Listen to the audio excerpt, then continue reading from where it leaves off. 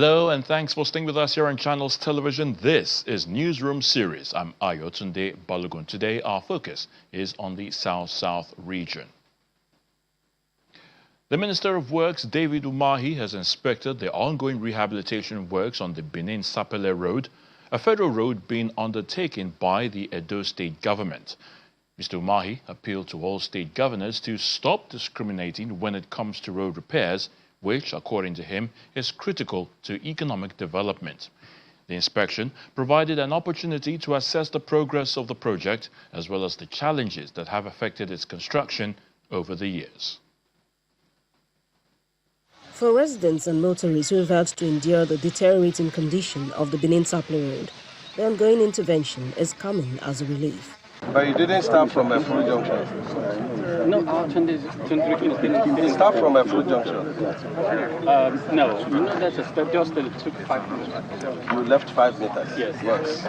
But behind the construction work is a history of contractual and implementation challenges. The Federal Controller of Works in Edo State, Babajide Tajudeen, provides a background to the contract, the issues that surrounded it, and the developments that eventually led to the Edo State government taking up the project. It was initially funded by NNPC under Levant, but due to their non-performance, our minister came to this project last year, October 2025. Like what we experienced today at Benin Agbo, this road was also a nightmare. In collaboration with the state government, His Excellency, our honorable minister gave out this road to states to continue the construction so that the suffering of our people will be alleviated. As the project moves forward, Governor Monday Ukpawulu says his decision to intervene is driven by the need to ease the suffering of the people rather than the ownership of the road. What my focus is how we can conclude this road, how we can make this road possible for our people. I'm happy what we have achieved so far. You see, when you were coming, there was no pothole. Yes. You remember when you came with the Shogomi? You couldn't pass. Trailers were lying on the ground here. On their bellies. Yes. Yesterday I was seeing one of the roads here behind. That is alternative road. Old Sapele road. It's now asphalt. Before you asphalt, we also do concrete pavement. And for the Minister of Works, the governor's intervention is an example of leadership. The minister also used the opportunity to appeal to governors across the country not to discriminate between federal and state roads when the safety, comfort and well-being of their people are at stake. A number of our governors are intervening, and for those who are not yet intervening, let them know that federal roads or state roads, belongs to the people of that area in the first place, and that if your place is, working, your IGR will increase. That's the first benefit. So I want to thank the governor of Edo State very, very highly. When we came here the last time, nobody could, venture to come near this place. For motorists and commuters along this critical corridor, the expectation is that the current intervention will bring a lasting solution to the years of difficult travel on the Benin-Sapele axis. In Bayelsa, the streets of Yenagoa have become a platform for a different kind of campaign, and this time on security. Police officers and young people have taken their message directly to the public, calling for stronger cooperation in the fight against crime, political thuggery, cybercrime and drug abuse. The initiative, which formed part of activities marking the 2026 International Youth Day, is also promoting the message that security is a shared responsibility. Police officers in Bayelsa State engage in a peaceful walk alongside youths, taking a message of peace, responsible citizenship, and crime prevention to residents. The advocacy walk is part of the activities marking the International Youth Day. The security officers believe a safer society requires collaboration between the police and citizens. Security is our collective business. And the Inspector General of Police, represented by you here, is recreating our synergy to work together towards a more prosperous society as is approach to security rather than just kinetic security. This is non-kinetic security, and we welcome it. For the Ijaw Youth Council, the campaign comes at a time when young people are increasingly exposed to political manipulation and criminal activity within their environment. Political thuggery and cyber thuggery, I think the percentage of youth involved in that area of crime is enormous. So the campaign to plant peace and to grow Nigeria is a better initiative. After the walk, the State Police Command engages youths and other concerned groups on cyber literacy, drug abuse, asking the future leaders to become active partners in community security rather than spectators. Security is a collective responsibility, and our youth have an important role to play in keeping Bayelsa safe. They must reject coercion, drug abuse, political violence, criminality, and other social vices. They can support the police through responsible citizenship, timely information, and community participation. The youth must also use digital platforms responsibly and resist misinformation and online incitement. The Bayelsa State Police Command says its doors are open to youth participation in community policing. It is also restating its commitment to enhance safety across the state.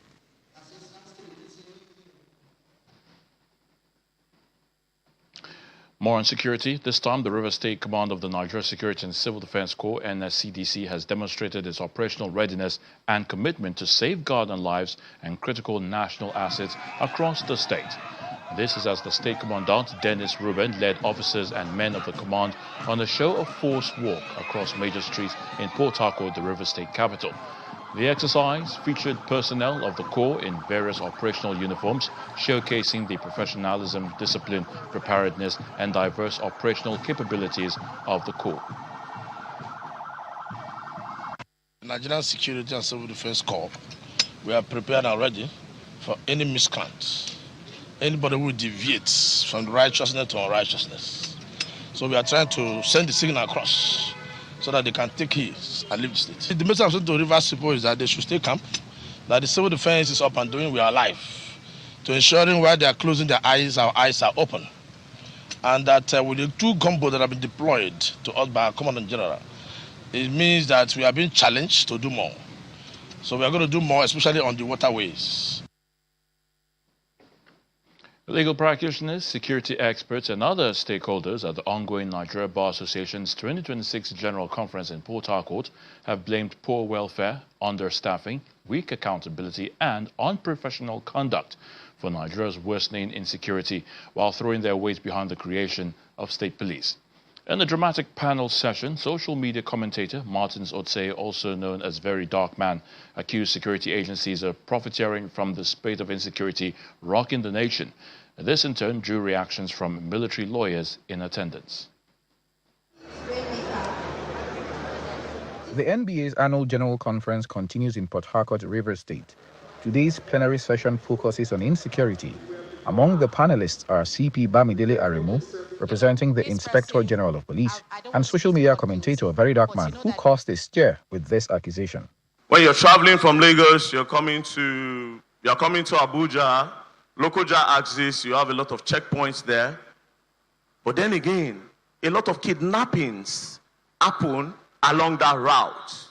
I am not saying the checkpoints are not being abused by the bad element in the force. And I don't think it is true that whenever the citizen pass through the police checkpoint, police will check them and give information to the criminals. I don't think that is true. Very Dark Man also advocates that citizens be allowed to bear arms for self-defense, a position supported by another legal practitioner on the panel. They need to make provisions for citizens, Nigerians, to protect themselves. Owning a gun in Nigeria is not actually illegal. There are procedures which you go through. I think the NSA's office, I know people who have gun. So I would advise that everybody goes through that process. On the sidelines of the event, some lawyers backed the call for state police as a way to improve security. Every hand must be on deck to ensure security of lives and property, which is the core essence of government. If we can see need for internal security, using locals to boost internal security, then there is need for state police. As the conference draws to a close, one thing remains clear across every panel. Fixing Nigeria's security architecture will take more than policy. It requires the collective will of government, security agencies, and citizens working as one. Charles Oporum, Channels Television News. As activities continue around the Nigeria Bar Association conference in Port Harcourt, young lawyers from across Africa are exploring ways to expand the scope of legal practice beyond conventional litigation. The discussion formed part of the maiden edition of the Cross-Border Legal Practice Fireside, themed The Now of African Legal Practice. Our correspondent, Deborah Miefi-Beresima, reports. Legal professionals from across Africa have met to share insights on how young lawyers can expand their practice beyond Nigeria into corporate transactions, business advisory, entertainment, and other emerging fields. Anywhere you go, you're a lawyer in your practice. Some practitioners also joined virtually, sharing their experiences and encouraging young lawyers to build professional networks across jurisdictions and take advantage of opportunities outside conventional litigation. No matter how we choose to describe it, no matter how we choose to define or sugarcoat it, we begin to keep the gates because we are threatened. We begin to keep the gates because we feel that what is not enough for us should not be shared abroad. But really and truly, with the current regime we find ourselves, no matter how much you attempt to keep the gates, you can only fool yourself. The conversation also featured entertainment lawyer Temitope Salami, who challenged young practitioners to broaden their horizon. So I just want to say that lawyers should understand that expertise first and communication of that expertise. If you are good and people don't know you are good, it's as best as you not knowing anything. And I want to encourage lawyers to know that law is a business. It's a cage to you if you don't know that, but it's a stage if you understand that. For the organizers, the conversation is about shifting the mindset that limits lawyers to the country where they were called to the bar and encouraging diversification into other sectors. Trade across Africa is really emerging, and where you have a trade, there must always be a dispute, and you need lawyers that are well prepared to attend to these disputes. So the conversation is to help African lawyers that the time is now for them to think across the jurisdictions where they were called, across their borders, so that every transaction that is going on across border can also be attended to by lawyers in Africa. On the sideline of activities around the Nigerian Bar Association conference, some young lawyers met today to chart the course for the future. They want to take legal practice beyond litigation and ensure that lawyers from Nigeria and other parts of Africa can broaden their horizon and practice beyond the shores of their country. From Port Harcourt, the River State capital, Deborah Miefi-Beresima, Channels Television News. When we come back after the break, we head to Akwa Ibom State, where the Ibom Open Maternity Project extends maternal and child health support to residents there. Join us again.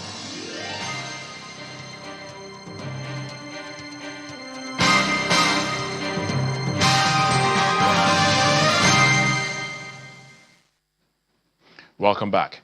Here's good news for residents seeking quality health services in Akwa Ibom, as the Ibom Open Maternity Project has expanded its maternal and child health care intervention to 20 local government areas, reaching thousands of pregnant women, breastfeeding mothers and children under the age of 5.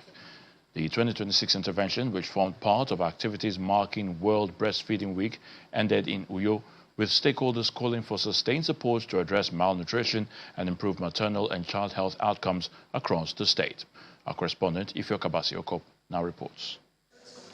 Thousands of women and children have received healthcare support through the Ibom Open Maternity Project, as the initiative expands its reach from 7 to 20 local government areas. At the grand finale in Uyo, stakeholders say the expansion must now be matched with sustained action to tackle malnutrition and improve maternal and child health. Can we extend maternity leave from 3 months, from where it is, and take it up to 6 months? Paid maternity leave for our mothers. We want to pilot an open maternity food bank, and in a kind of coalition contributory food bank that will be able to feed these mothers during their antenatal clinics. Local government authorities also pledged continued support for primary health care and collaboration with partners to improve health outcomes. In our local government, we are very passionate about addressing issues that bother on primary health of our people. And that's why we've also invested a whole lot of energy and resources in addressing those challenges. We have built health centers, primary health care centers. We have invested in health-related programs to provide better outcomes for our people. The intervention is an encouragement to sustain exclusive breastfeeding and share its benefits with other mothers. The best thing you can give your child is breastfeeding because it contains a lot of antibodies that will help keep your child safe. As I'm talking to you, this child has never been sick for once, ever since she was born.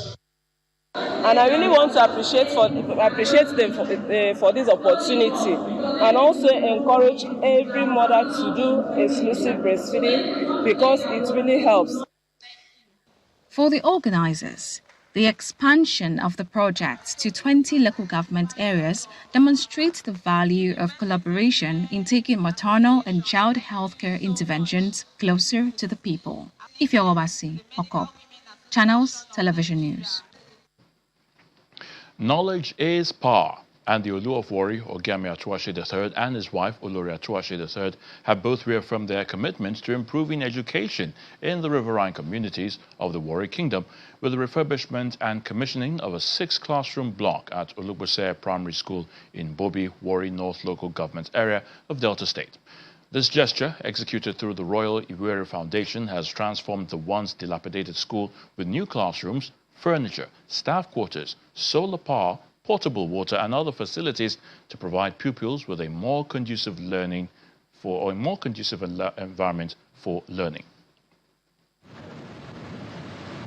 For children in riverine communities, accessing quality education remains a challenge.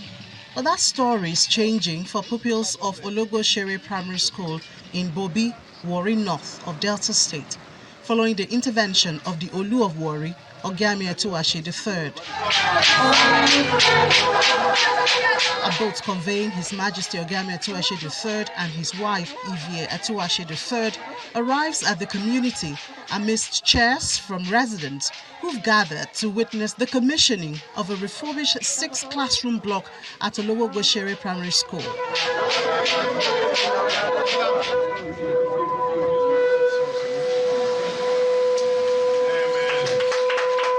For Diolori, the project is the fulfillment of a promise made after witnessing the deplorable condition of the school 2 years ago. We came, we saw the school. At the time, the school was in ruins. I think it was only one working classroom. At the time, the one side, the roof was caved in. And I made a promise. I said, I promise that we are going to build this school for Bobi. 2 years later, we are back. We have fulfilled that promise. This is Baba's vision for Ishekiri, to make Ishekiri great again. The school now wears a new look with 6 rebuilt classrooms, furniture, staff quarters, solar-powered electricity, potable water, and a love garden designed to give pupils a suitable learning environment. Representatives of Bobi community and the school authorities are grateful for the uplift. Most times when I come here, we meet dead animals inside the classrooms. And at that time, we are using just one classroom. They couldn't do anything, not until Uluri came and promised to revive the school, and that is what we are witnessing today. We know how challenging it is to be able to work in the riverine community, and we're working together to ensure that we can give better life and better education. The royal couple also performs a symbolic tree planting exercise to promote food security and instill entrepreneurship skills into the pupils. Now they're planting their own food, they're able to eat their own food, and we know that in the riverine areas this is actually quite difficult for them to get food access. So this is providing one form of food security, but it's also teaching the children entrepreneurship, it's teaching them patience, integrity, knowing that what we plant we reap, which is a good quality to have in children from a young age. Beyond the rehabilitated school, the royal couple donate 2 million naira to the Bobi community and 1.5 million naira to its youth body. The intervention serves as a renewed investment in education, community ownership, and is aimed at transforming the riverine communities of the Warri Kingdom. The Managing Director of the Niger Delta Development Commission, NDDC, Samuel Leboku, has described resource control as a broken record in Nigeria, saying the oil-rich region must begin to formulate sustainable ways of securing its future beyond crude. Mr. Leboku, who was speaking during a panel discussion on resource control at the NBA Annual General Conference in Port Harcourt, identified agriculture as one area within the region's control. He maintained that increased investment in agriculture would strengthen food security, create employment, and provide sustainable livelihoods for women and the youth. Resource control has become a broken record in Nigeria, where we keep talking about resource control. This topic has been on even before some of us were born. But right now we have to move away from talking about the laws surrounding resource control and thinking of practical ways of sustainable way of securing our future. Because if we talk about resource control, we have a lot of history in the past about resource control, starting from Ken Saro-Wiwa to the armed struggle in the Niger Delta. And today we have several palliatives that have been given to us. NDDC itself is a palliative from the federal government. The presidential amnesty program is also a palliative. Today we have the 3% post-community development fund from the Petroleum Industry Act. So I think so many things have been given to the people of the region as a part of the benefits of the resource control. In Cross River State, Governor Bassey Otu has reaffirmed his administration's commitment to making agriculture a major driver of economic growth, job creation, and rural prosperity. Now, the governor, represented by his deputy, Peter Ode, stated this at the 21st edition of the Leboku International New Yam Festival in Ugep and Yakoro local government area.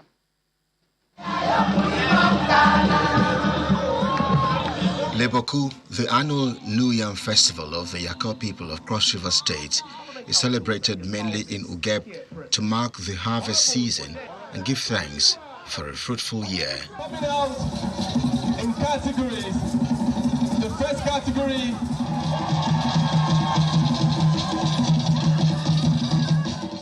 the festival is known for its rich cultural displays, including colorful maiden parades, traditional dance, cultural parade, showcasing the identity and heritage of the people.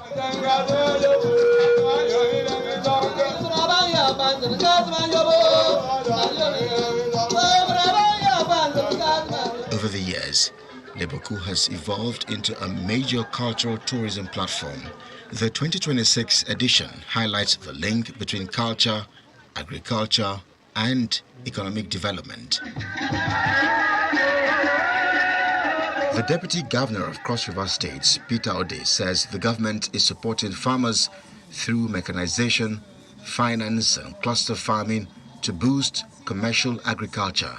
Recently, my administration unveiled an audacious private-public partnership investment package in the sum of 70 billion and $1.5 billion out of the package of agriculture-related investment. Taking the biggest chunk of this fund, this includes the Kashetu Limited Rice Value Chain, the Bakassi Port and the Fishery Development Project, the Dairy Livestock and the Trawler Fishing Project, and Value Frontier Limited to Oil Palm Development. The event is not just a cultural celebration, it connects Yakor's heritage with tourism and economic opportunities. Let us remember the deeper message of this occasion. We are rooted in culture. We are strengthened by unity. Participants also commended the state government for sustaining the tradition. So we're celebrating plenty, bountiful harvest and surplus. As Cross River intensifies efforts to diversify its economy, the state government says festivals such as Leboku can serve not only as platforms for preserving cultural identity, but also as catalysts for agricultural development, tourism, youth empowerment, and economic prosperity.